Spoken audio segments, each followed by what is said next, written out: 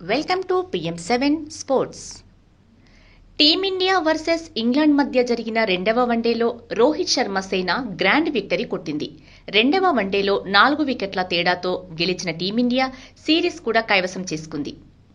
300కు పైగా టార్గెట్ ఉన్నప్పటికీ చాలా జాగ్రత్తగా ఆడిన టీమిండియా జట్టు 2-0 తేడాతో 3 వన్డేల సిరీస్ కైవసం చేసుకుంది.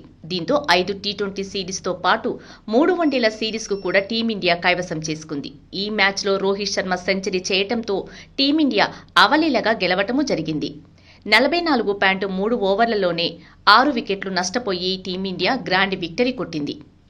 రెండవ వన్డే మ్యాచ్లో టాస్ నెగ్గి మొదట బ్యాటింగ్ చేసింది ఇంగ్లాండ్ జట్టు. మొదటి వన్డే తరహాలోనే బ్యాటింగ్ చేయాలని డిసైడ్ చేసుకున్న బట్లర్ ఆరంభంలో దూకుడుగా ఆడే ప్రయత్నం చేశారు.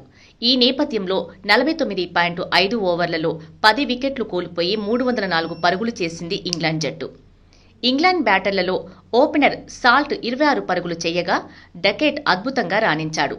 56 బంతుల్లోనే 65 పరుగులు చేశాడు. ఇందులో 10 బౌండరీలు ఉన్నాయి. ఆ తర్వాత వచ్చిన రూటు అద్భుతంగా జట్టును ముందుకు తీసుకువెళ్లాడు. 72 బంతుల్లో 69 పరుగులు చేసిన రూట్ 6 బౌండరీలు కొట్టడం జరిగింది.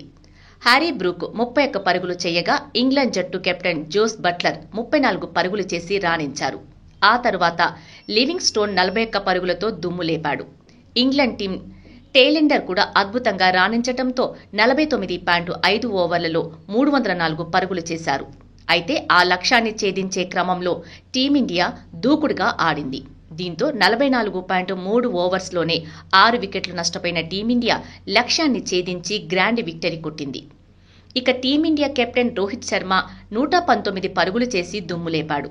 ఇందులో 7 సిక్సర్లు, 12 బౌండర్లు ఉన్నాయి. చాలా రోజుల తర్వాత రోహిత్ శర్మ ఫామ్లోకి వచ్చాడు. అటు గిల్ కూడా మరో హాఫ్ సెంచరీతో రాణించటం జరిగింది. చివర్లో రవీంద్ర జడేజా, అక్షర్ పటేల్ ఇద్దరు కలిసి జట్టును విజయ తీరాలకు చేర్చారు. దీంతో 3 వన్డేల సిరీస్ను 2-0 తేడాతో దక్కించుకుంది టీమిండియా. ఇక ఇంగ్లాండ్తో జరిగిన వన్డే మ్యాచ్లో టీమిండియా కెప్టెన్ రోహిత్ శర్మ ఫామ్లోకి వచ్చాడు. కానీ మాజీ కెప్టెన్ విరాట్ కోహ్లీ ఇంకా ఫామ్లోకి రాలేదు.